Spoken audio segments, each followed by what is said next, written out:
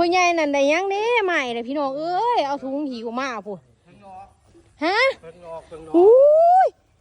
เฮ็ดเพิงอุ้ยพี่น้องว้าเดี๋ยวเฮ็ดเพิงพี่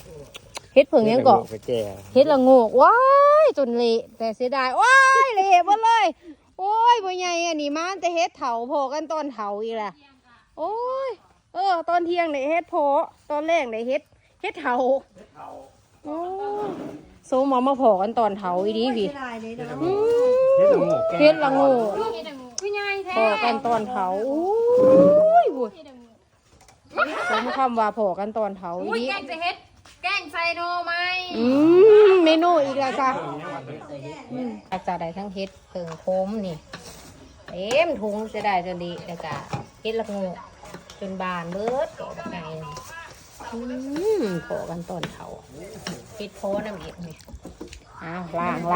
ล้างแกงกินแรงนี่